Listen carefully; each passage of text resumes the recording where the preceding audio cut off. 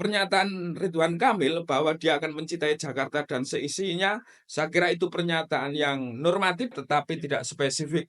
Dan karena kita tahu Pak Ridwan Kamil merupakan bobotoh Persib Bandung Persiban. yang selama ini cenderung berkonfrontasi di level supporter Grassroots. klub Persija dan Persib.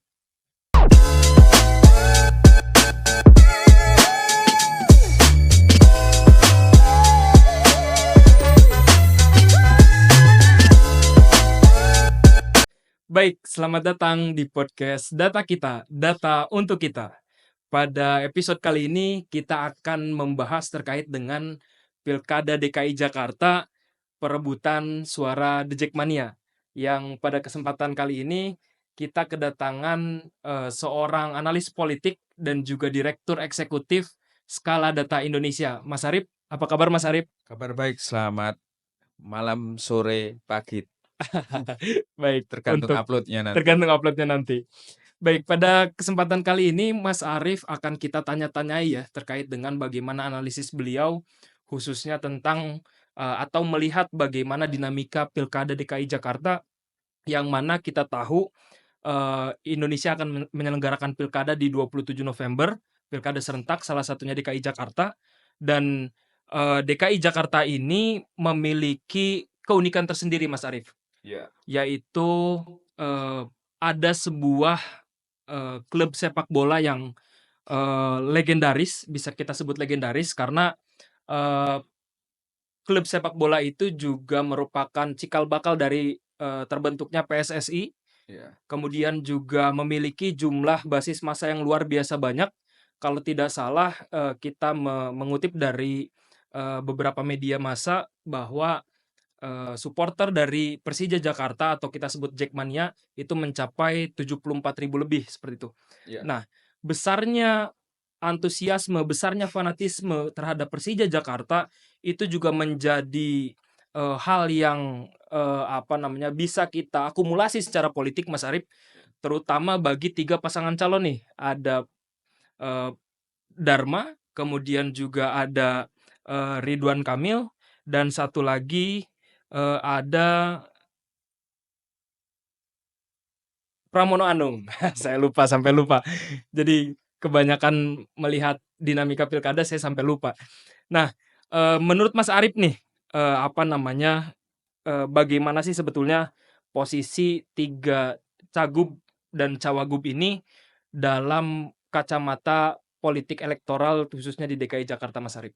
Iya, kalau berbicara kemudian temanya kemana pendukung Jackmania, klub Persija Jakarta, tentu kita harus melihat bahwa karakter pendukung sepak bola di Indonesia adalah fanatik. Kita tahu misalnya dalam Pilpres kemarin, blunder yang dilakukan Mas Ganjar Pranowo menyikapi penolakan terhadap Piala Dunia usia 21 berdampak terhadap penurunan elektoral. Sepak bola dan politik tentunya tidak lepas dan saling terkait, mengingat fanatisme militansi para supporter sepak bola ini terkait erat, kerap dimanfaatkan oleh kekuatan-kekuatan politik, terutama dalam kontestasi elektoral. Bahkan misalnya di Argentina, sepak bola itu menjadi agama baru, ada Maradonaisme. Di Indonesia hampir mirip, hanya tidak dikasih nama. Kita tahu di Jakarta ada Jackmania, di Bandung ada Bobotoh, di Jogja ada Brojomusti, di Surabaya ada Bonek Mania dan lainnya dan sebagainya. Tentu konteks Pilkada DKI Jakarta jika dikaitkan kontestasi elektoral Pilkada Jakarta, salah satu variabelnya adalah apakah kemudian kandidat tersebut mendapat dukungan dari para supporter sepak bola Persija yang sering menyebut diri Jackmania. Selanjutnya kita ulas juga sejauh mana track record rekam jejak sejarah dari masing-masing paslon. Kita tahu Ridwan Kamil berpasangan dengan Suswono yang diusung oleh Koalisi Indonesia Maju Plus. Menariknya Ridwan Kamil ini kerap diasosiasikan dengan klub Persib Bandung di mana supporternya adalah Bobotoh. Karena itu di sejumlah sosial media terjadi resistensi dari kelompok pendukung Persija yang menamakan diri Jackmania. Ini tentu menjadi tantangan bagi pasangan RK Suswono untuk meyakinkan pemilih atau pendukung supporter Jackmania agar bisa memberikan dukungannya pada kontestasi pilkada ke depan. Kedua, kalau kita lihat pasangan Pramono dan Rano Karno, tentu ini pasangan yang paling diuntungkan jika kita menyasar ceruk massa dari Jackmania. Eh, Rano Karno seperti kita ketahui adalah seniman dan merupakan anak Betawi, dan karena itu bisa melakukan mobilisasi atau menarik simpati dari Jackmania yang terkenal loyal dan militan. Ketika dari pasangan independen kemarin juga mengeluarkan statement untuk membebaskan eh, tiket atau karcis masuk ketika pertandingan. Tentu kesadaran dari ketiga bakal cagup dan cawagup tersebut tidak lepas bahwa ceruk massa dari Jackmania cukup besar, dan karena itu mau tidak mau harus diperebutkan untuk memperoleh kemenangan. Gitu-gitu begitu Mas sebagai pengantar.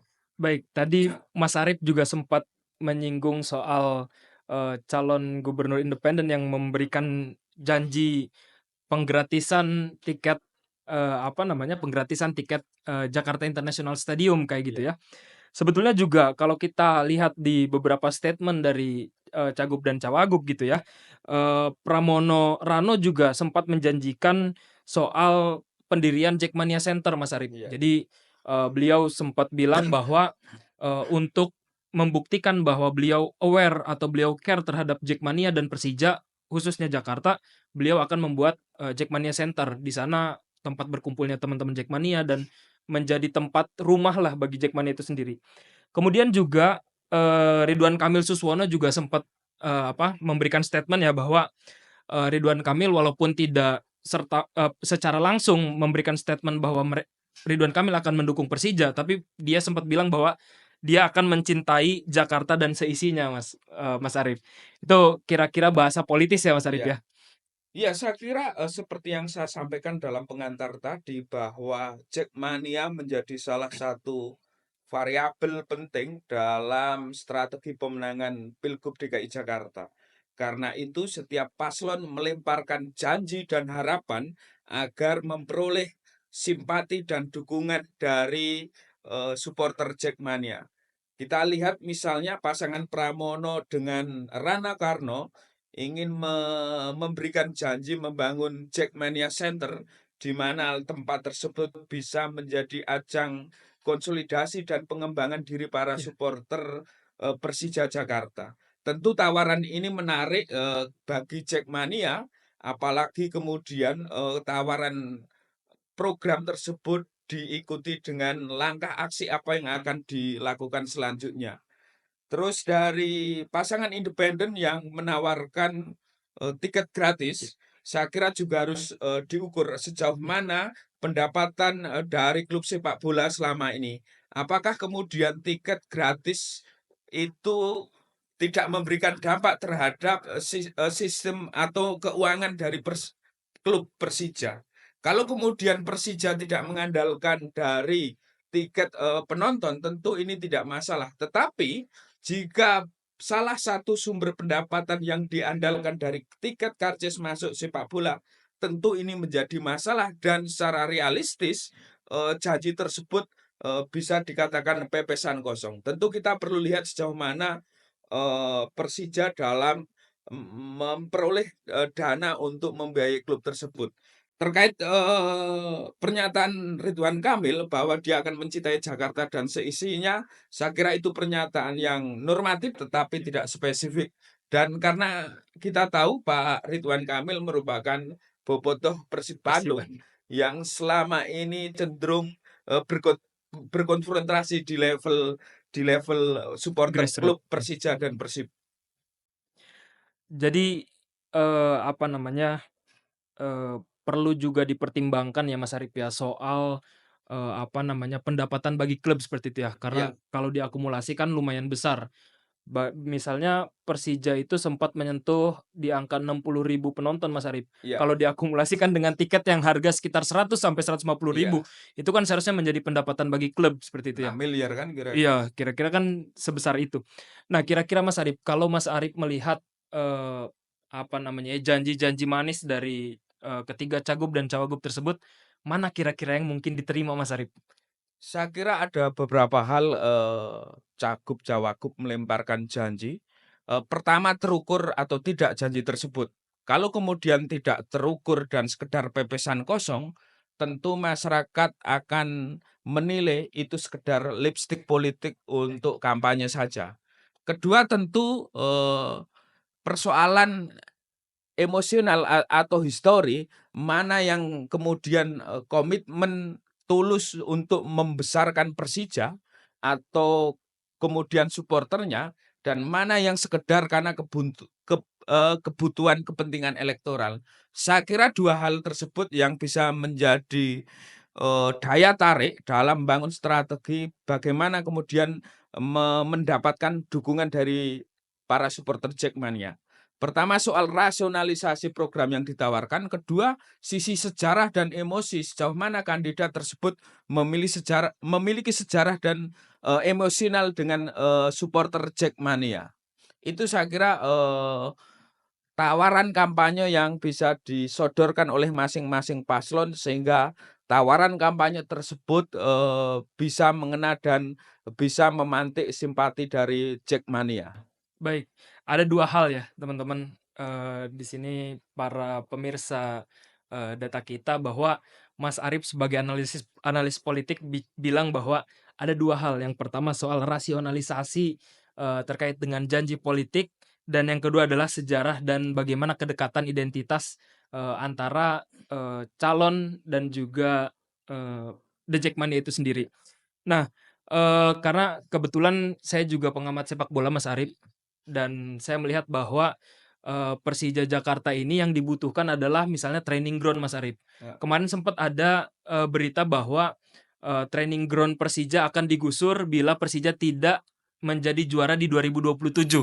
Nah, ini mungkin menjadi clue bagi para cagup dan cawagup seperti itu ya Mas Arif ya, untuk Iya. gimana bisa apa namanya, menganalisislah secara mendalam kebutuhan dan kemauan dari Persija dan The Jackmania itu sendiri Mas Arif. Gimana pandangan Mas Arif? Iya, saya kira, para calon kontestan ini mengidentifikasi apa yang menjadi kebutuhan Persija sebagai klub dan supporter Jackmania sebagai pendukung Persija.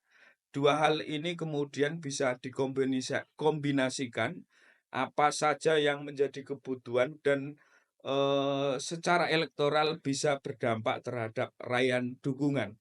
Selain memang faktor-faktor sentimen, histori, emosional, tentu tidak akan dilepaskan dari pemilih, Jakarta yang memang rasional, tetapi faktor histori dan emosi itu bisa untuk menakar sejauh mana komitmen mereka dalam membesarkan Persija sebagai klub dan mendukung membesarkan Jackmania sebagai supporter Persija.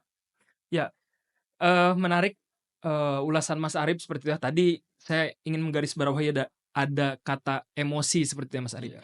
Nah, berbicara tentang emosi Mas Arif, kita tahu bahwa beberapa bulan ke belakang ini kan banyak konten-konten yang berhubungan dengan salah satu pasangan cagup seperti itu Iya. di Twitter seperti itu ya, cuitannya tentang bagaimana beliau menilai bagaimana itu Jakarta, bahkan beliau juga, apa namanya, menilai bagaimana itu Persija dan The Jackmania. Kira-kira track record di media sosial itu apakah akan berpengaruh terhadap kandidat dipilih atau tidak dipilihnya seperti apa Mas Arif? Iya, sekarang ini, zaman digital, data dari beberapa lembaga menyebut pengguna internet di Indonesia 84%. Apalagi di Jakarta yang notabene adalah kota besar, kota global, dan karena itu saya yakin penggunaan internet lewat, sosial media akan efektif untuk kampanye. Kita tahu salah satu model kampanye udara yang bisa dilakukan lewat sosial media, dan karena itu jika ingin mengeruk dukungan pemilih termasuk dari Jackmania, tentu penggunaan kampanye lewat sosial media, lewat konten-konten yang edukatif, konten-konten yang memberi pencerahan, tentu ini menjadi semacam alat ungkit elektoral yang bisa dilakukan oleh para kandidat dan tim suksesnya. Kalau dampak cuitan mungkin kita sebut ya teman-teman ya, dampak cuitan Kang RK, Mas Arif, yang bicara bahwa Jakarta itu kota yang tidak tertata dan lain sebagainya. Kira-kira akan berdampak nggak sih, Mas Arif, untuk elektabilitas beliau, Mas Arif? Saya kira kalau kemudian itu dikapitalisasi oleh lawan politik atau rival mereka, itu akan berdampak terhadap pemilih Jakarta, terutama pemilih-pemilih yang primordialismenya masih kuat. Pemilih-pemilih primordialisme itu menitik beratkan pada faktor-faktor emosional, bukan rasionalitas. Faktor-faktor sentimen mengapa RK cenderung misalnya kok tidak positif terhadap Jakarta. Itu bisa jadi mendegradasi RK secara elektabilitas. Tentu tidak semua, tetapi bagi masyarakat yang Fanatis ya, Mas? fanatik Ya. itu akan berdampak. Betul, Mas Arif. Karena beberapa konten di media sosial ya, memperlihatkan bahwa adanya screenshot Twitter dari Kang RK itu sendiri sejak 2011. Artinya bahwa masyarakat dan juga mungkin pemilih ya di Jakarta itu sudah melek terhadap media sosial, dan media sosial digunakan untuk mencari informasi tentang kelebihan dan kekurangan dari calon itu sendiri. Mas Arif, untuk Jakarta nih Mas Arif, harapan Mas Arif terhadap gubernur ke depan seperti apa, Mas Arif? Saya kira Jakarta akan menjadi kota global karena sudah tidak menjadi ibu kota, dan karena itu gubernur ke depan harus memiliki visi global, bagaimana membangun Jakarta tidak sekedar molek secara fisik tetapi juga masyarakat terberdayakan. Potensi dan sumber daya yang ada di Jakarta saya kira cukup besar, terutama dari faktor ekonomi, di mana uang berputar di Jakarta lebih dari 80%, dan karena itu sangat potensial sekali untuk memajukan Jakarta baik dari sisi fisik maupun kesejahteraan masyarakat. Karena itu butuh gubernur yang memiliki visi ke depan, terkoneksi dengan dunia global, tetapi juga tidak lupa tidak mengabaikan masyarakat-masyarakat pinggiran, masyarakat kaum miskin di Jakarta yang tidak mendapat fasilitas publik. Baik, apalagi Jakarta ini kan kota yang menjadi pusat seperti itu ya Mas Arif ya, Ya. untuk datang dan perginya masyarakat mencari rezeki, mencari peruntukan, kemudian juga mencari pekerjaan dan lain sebagainya. Ada satu hal juga menarik Mas Arif, di luar dari isu soal Persija seperti itu ya. Ya. Beberapa beberapa ya 1 hari kemarin ya, kemarin itu ada juga gerakan soal ini berbicara tentang pilkada seperti itu ya teman-teman ya, khususnya pilkada di Jakarta ya. Ada gerakan yang namanya gerakan coblos 3 paslon, Mas Arif. Iya. Dan itu diidentifikasi oleh beberapa sumber itu dari mantan Pendukung Anies. pendukung Anies seperti itu, Mas. Kalau kalau disebutnya di beberapa media Abah Anies seperti itu. Bagaimana Mas Arif? Iya, di Jakarta ini kita tahu Anies Baswedan dalam banyak survei memiliki elektabilitas yang tinggi, bahkan tertinggi. Namun ironisnya, Anies Baswedan yang petahana dan memiliki elektabilitas tinggi tidak mendapatkan tiket dukungan dari partai politik. Dan karena itu reaksi pemilih pendukung militan Anies Baswedan memunculkan untuk golput atau coblos semuanya. Respon terhadap situasi politik ini tentu bisa dibaca positif, tetapi juga bisa dibaca negatif. Positif dalam arti golput sebagai koreksi terhadap partai politik yang mengabaikan suara masyarakat. Di satu sisi, di sisi lain dipandang negatif juga karena ketika golput tinggi, artinya tingkat partisipasi pemilih rendah, dan karena itu berdampak terhadap legitimasi hasil pilkada. Itu saya kira soal gerakan golput atau mencoblos 3 kandidat sebagai respon kekecewaan para pendukung Anies Baswedan yang tokohnya tidak mendapat perahu politik. Tetapi yang saya lihat eh, ada fenomena juga tidak semua pendukung Anies Baswedan ini kemudian fanatik membabi buta, tetapi juga kemudian mencoba berdialektika dengan realitas politik dan karena itu mencoba mengalihkan dukungan. Karena itu mereka masih melihat, menerka dan mencoba mengkalkulasi siapa pasangan cagup-cawagup yang bisa meneruskan program dan kinerja Anies Baswedan. Saya kira itu, Mas. Berbicara soal Abah Anies ya, atau Anies Baswedan ya Mas Arif. Kira-kira, di antara 3 pasangan calon Mas Arif, ada nggak sih Mas yang, eee, ya mirip-mirip lah seperti itu, mulai dari entah ideologinya menurut Mas Arif, atau mungkin entah cara beliau berdialektika, entah cara beliau, apa namanya, bekerja, atau mungkin dari looks, penampilan dan lain sebagainya. Gimana Mas Arif melihatnya? Kalau kemudian saya menyebut kandidat dikira mengendorse, tetapi begini ya, kalau melihat situasi politik peta geopolitiknya, pendukung Anies Baswedan ini kecewa terhadap koalisi Indonesia Maju secara tidak langsung dan karena itu ada kemungkinan pendukung Anies Baswedan itu mendukung paslon yang tidak diusung koalisi Indonesia Maju. Bisa jadi pasangan Pramono Rano Rano Karno atau pasangan independen. Darmakun. Ini juga muncul fenomena seperti itu. Kalau kemudian dilihat dari sisi situasi politik kenapa Anies Baswedan tidak maju.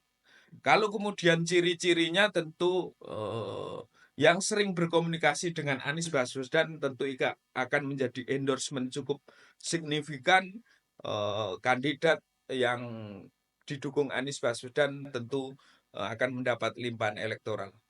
Berarti, kedekatan atau mungkin, komunikasi antara cagup atau cawagup yang, apa namanya, berkomunikasi dengan Anies Baswedan akan mendapat efeknya seperti itu ya, secara elektoral kemungkinan Mas Arif? Ya, secara potensi untuk mendapat limpahan pendukung Anies tentu lebih besar ketika kandidat paslon cagup-cawagup tersebut didukung misalnya memberikan testimoni untuk kandidat tersebut. Testimoni atau dukungan dari Anies Baswedan tentu juga akan berdampak terhadap para pendukungnya meskipun tidak semua mengikuti endorsement dari Anies Baswedan. Baik, menarik teman-teman, soal Pilkada Jakarta ya. Ada banyak dinamika mulai dari, kegagalan Anies Rashid Baswedan untuk mencalonkan diri kembali sebagai, calon gubernur DKI Jakarta, kemudian juga soal pembangunan Jakarta, kemudian juga soal, apa namanya, perekonomian Jakarta. Bahkan tadi Mas Arif bilang bahwa perekonomian di Indonesia kurang lebih 80% itu berputar di Jakarta dan sekitarnya. Kemudian juga ada soal Persija Jakarta dan Jackmania itu sendiri dan, eee, Pilkada Jakarta ini menjadi banyak dibilang menjadi barometer politik nasional seperti itu ya. Bahkan beberapa, cagup misalnya atau cawagup itu juga masuk bursa, politik nasional ya, seperti misalnya dulu ada, eee, Sandiaga Salahuddin Uno, kemudian juga ada Anies Rashid Baswedan, dan juga ada Joko Widodo dan lain sebagainya. Nah, artinya bahwa, Pilkada DKI Jakarta ini, ke depannya itu juga bisa menjadi, eee, apa namanya ya, barometer politik ya, Mas Arif ya. Dan Ya, menurut Mas Arif nih, apakah ketiga, ini mungkin masih jauh ke depan ya Mas Irip ya, 2029 itu kan masih jauh. Tapi apakah ada kemungkinan Jakarta ini menjadi bancakan politik kembali Mas Arif, untuk tangga politik politik nasional? ya. Iya, Saya kira ada beberapa faktor secara medan pertempuran Pilgub Jakarta ini menjadi menarik karena menjadi sorotan media secara nasional yang media-media tidak hanya yang di Jakarta, tetapi media-media di daerah juga meliput mewartakan kontestasi Pilkada Jakarta. Kedua, Pilkada Jakarta ini juga dibicarakan tidak hanya warga Jakarta, tetapi warga di luar Jakarta.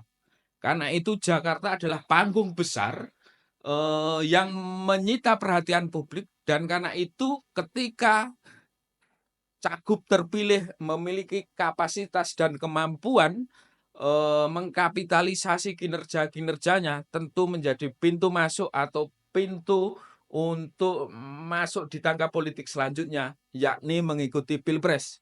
Kita ingat misalnya Joko Widodo, Pilgub Jakarta dan Gubernur Jakarta menjadi tangga politik untuk maju capres, dan Anies Baswedan juga demikian maju capres. Tetapi memang kembali lagi salah satu faktornya adalah ketokohan personal gubernur tersebut. Kalau kemudian dia mampu mengkapitalisasi kinerja-kinerjanya, tentu seperti Joko Widodo dan Anies Baswedan bisa menjadi tiket masuk untuk masuk di Pilpres.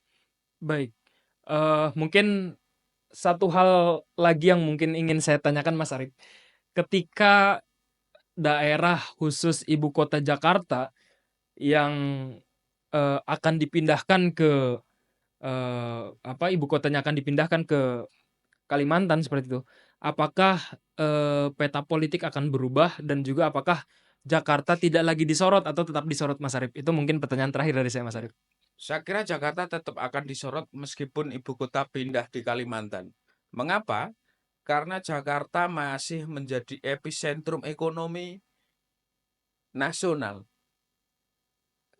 Perputaran uang ada di Jakarta, dan artinya apa? Banyak elit-elit politik ekonomi yang masih hidup dan tinggal di Jakarta. Dari sisi kacamata politik tentu masih strategis, bahkan tidak berkurang meskipun ibu kota pindah di Kalimantan. Secara politis Jakarta tetap menjadi panggung besar yang menampilkan sorot kamera media massa, media televisi, dan media lainnya yang menarik untuk selalu diwartakan. Baik, berarti 5-10 tahun ke depan Jakarta masih tetap akan menjadi Jakarta seperti itu ya Mas Arif ya. Ya. Tinggal siapa yang akan menduduki jabatan, siapa yang akan berkontestasi di dalamnya, siapa yang akan genit-genit seperti itu ya Mas Arif ya, genit-genit politik seperti itu ya, yang tadi mungkin Mas Arif sempat bilang bahwa Jakarta selalu disorot oleh lensa kamera seperti itu ya. Jadi, teman-teman, sekian mungkin, pembahasan terkait dengan Pilkada dan DKI Jakarta, terutama Persija, ekonomi, kemudian juga, politik dan beberapa dinamika elektoral lainnya.